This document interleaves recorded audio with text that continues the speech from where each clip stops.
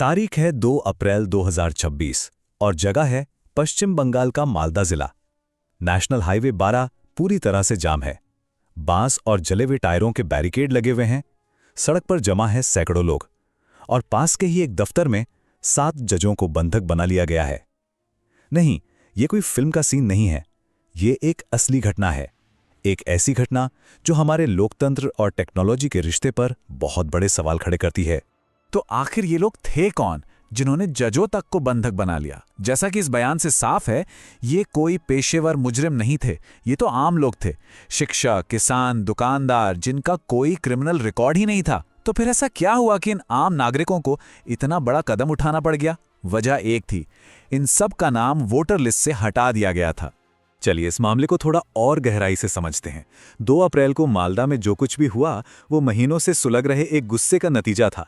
प्रदर्शनकारियों ने इन न्यायिक अधिकारियों को पूरे 9 घंटे तक बंधक बनाए रखा और ये सब इसलिए हुआ क्योंकि उन्हें लग रहा था कि उनका सबसे बुनियादी लोकतांत्रिक अधिकार यानी वोट देने का हक उनसे छीना जा रहा है। और ये सिर्फ मालदा की कहानी नहीं थी, पूरे पश्चिम बंगाल में ऐसा ही गुस्सा उबल रहा था।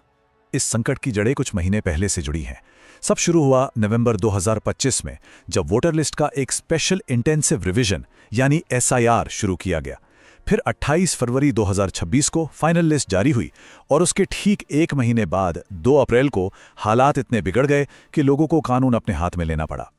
देखिए, ये कोई मामूली सा रिवीजन नहीं था। SIR ने तो जैसे पूरे राज्य में एक स्टैटिस्टिकल शॉकवेव, एक सांख्यिकीय भूचाल ही ला दिया था।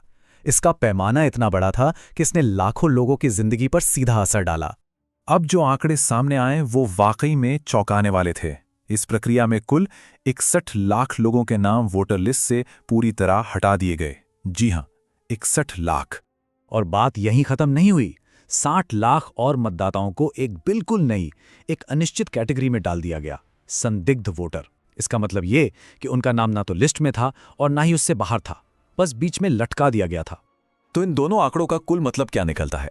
इसका मतलब यह है कि पश्चिम बंगाल में हर 6 में से 1 वोटर इस प्रक्रिया से प्रभावित हुआ। कुल मिलाकर 1.21 करोड़ लोग। इसे ऐसे समझिए कि अगर एक परिवार में 6 वोटर्स हैं तो उनमें से किसी एक का नाम या तो काट दिया गया था या फिर संदिग्ध की लिस्ट में डाल दिया गया था। अब सबसे बड़ा सवाल ये उठता है कि आखिर ये सब हो कैसे रहा था? ये कौन तय कर रहा था कि किसका नाम लिस्ट में रहेगा और किसका हटेगा? कोई जज नहीं, कोई अधिकारी नहीं, बल्कि एक सॉफ्टवेयर, एक कंप्यूटर प्रोग्राम जो लाखों लोगों की किस्मत का फैसला कर रहा था।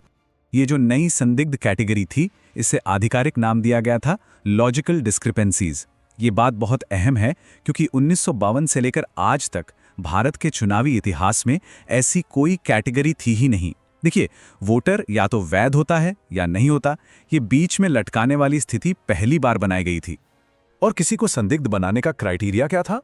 ये वजहें सुनकर तो शायद यकीन करना मुश्किल हो जाए। मान लीजिए किसी के नाम की स्पेलिंग में ओ की जगह यू लिखा है, बस हो गया काम। या फिर किसी सरकारी रिकॉर्ड में लिंग गलत दर्ज हो गया, या फिर पिता और बेटे की उम्र के बीच का अंतर या तो 15 साल से कम है या 45 साल से ज्यादा। बस इतनी सी बात पर उनका नाम सीधा चला गया संदिग्ध लिस्ट में। भारत जैसे देश में जहां हम सब जानते हैं कि सरकारी दस्तावेजों में ऐसी छोटी मोटी गलतियां कितनी आम बात हैं, वहां लोगों का वोट देने का अधिकार ही दांव पर लगा दिया गया। तो ये सॉफ्टवेयर कितना भरोसेमंद था? स्रोत के मुताबिक चुनाव आयोग के ही एक वरिष्ठ अधिकारी ने ये माना कि उन्हें कोई अंदाजा नहीं था कि ये 95% सही था या 60%।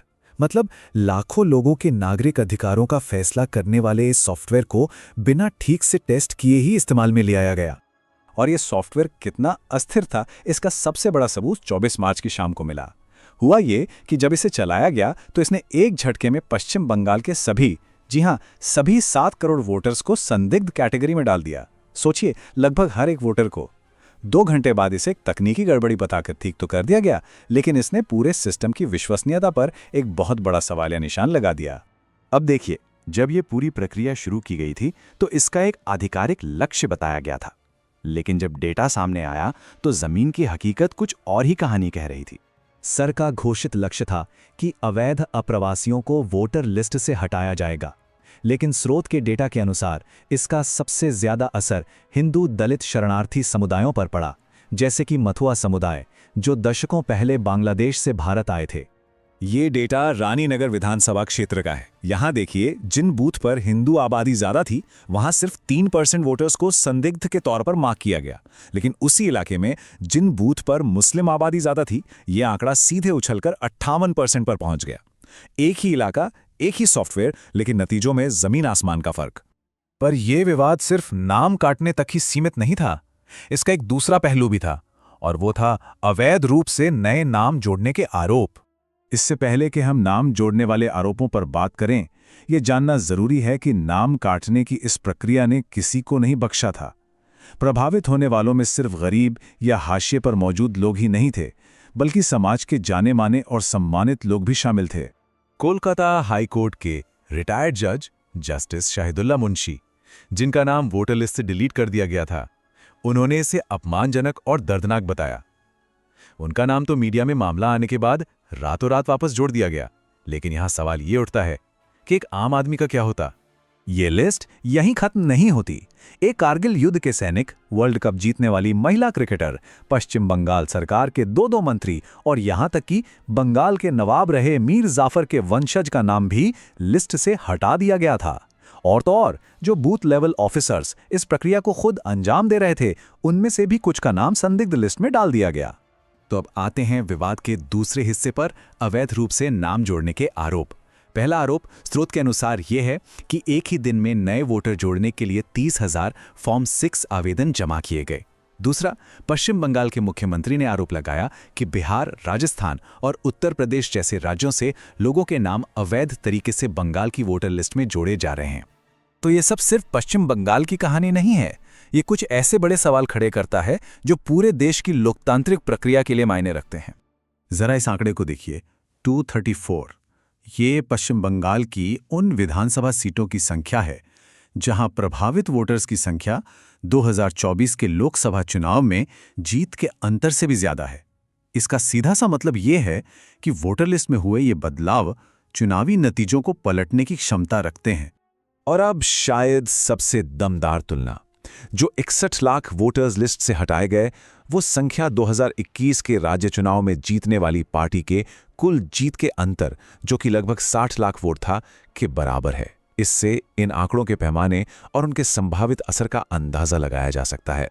तो अंत में ये पूरा मामला हमें एक बहुत बड़े सवाल के साथ छोड़ जाता है।